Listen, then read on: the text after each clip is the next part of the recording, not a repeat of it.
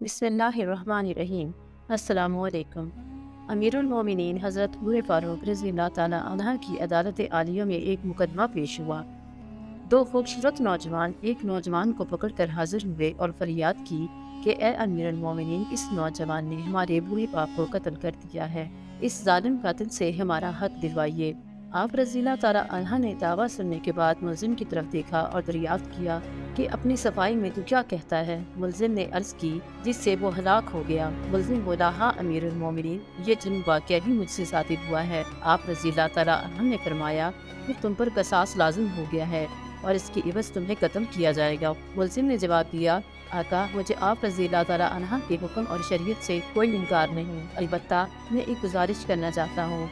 इरशाद हुआ, बयान करो। अर्ज़ की कि मैं 3 दिन की मोहलत चाहता हूँ, 3 दिन के बाद मैं हाजिर हो जाऊँगा। अजीम कायद ने कुछ देर सर झुकाकर सोचा, गौर करने के बाद सर ऊपर उठाया और फरमाया, अच्छा, कोई है इस मजलिस में जो तुम्हारी जमानत दे कि तुम वाकई वादा इफा करने के लिए तीसरे दिन अदालत आलिया में हाजिर होकर खून का बदला खून से दोगे। उमर फारूक के इस इरशाद पर इस जवान ने उम्मीद नजरों से हाज़रीन मजलिस का जायजा लिया तो उसकी नजरें हजरत अबू ज़र बुखारी के पुरनूर चेहरे पर आकर रुक गईं। उसने इशारा करके कहा कि ये मेरी जमानत देंगे। खलीफा रसूल ने हज़रत अबू ज़र से दरियाफ्त फरमाया तो उन्होंने कहा कि बेशक मैं ज़मानत देता हूँ कि ये नौजवान 3 दिन के बाद कसास की तकमील के लिए अदालत में हाजिर हो जाएगा और इस जमानत के बदले मुलजिम को छोड़ दिया जाए। तो इस तरह मुलजिम को छोड़ दिया गया।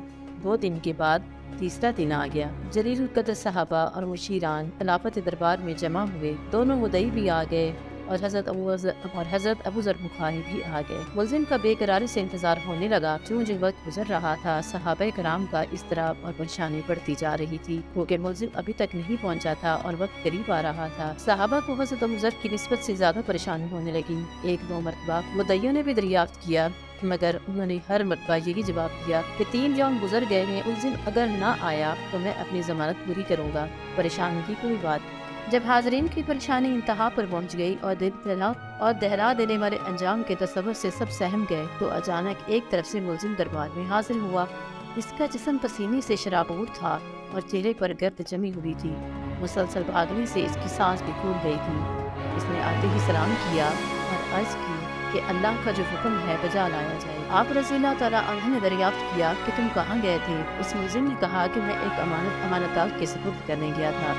वाक़या कुछ यूँ है कि मेरा एक छोटा भाई है, वालिद फौत हो गया है। मौत से पहले वालिद ने मेरे पास कुछ छोटे भाई के लिए कुछ सोना रखवाया था और वसीयत की थी कि जब वो जवान हो जाए तो इसके सुपुर्द कर देना। मैंने वो सोना एक जगह पर रखा हुआ था जिसका मुझे ही इल्म था, इसलिए मैं वो सोना इसके सुपुर्द करने गया था। अल्हम्दुलिल्लाह मैंने अमानत इसके सुपुर्द कर दी जिसकी वो थी। अमीरुल मोमिनीन ने हज़रत अबू ज़र गफ़ारी से पूछा कि आपने इसकी ज़मानत क्यों दी, क्या आप इससे वाकिफ थे। उन्होंने कहा कि मेरा इससे कोई ताल्लुक न था, सिर्फ ये बात थी कि जब इसने उम्मीद नज़रों से मेरी तरफ देखा तो मुझे ख्याल आया कि अगर भरे मजमे में मैं भी इसकी ज़मानत न तो कल क़यामत के दिन रब्बुल इज़्ज़त के सामने शर्मिंदा होना पड़ेगा कि इतने आदमियों में से कोई भी इसका ज़ामिन न बन सका। इसलिए मैंने इसकी ज़मानत दी, हालांकि मैं इसे बिल्कुल भी नहीं जानता था और मुझे ये भी नहीं मालूम था कि वो कहाँ रहता है। बस इसकी ज़ाहिरी शराफत ने मुझे यकीन दिलाया कि ये वादे का पक्का है और मैंने ज़मानत दे दी। ये बात सुनकर हाज़रीन महफिल अशबार हो गए और मुद्दइयों ने भी अमीरुल मोमिनीन से इल्तिजा की कि हमने अपने बाप का खून इसको माफ़ कर दिया।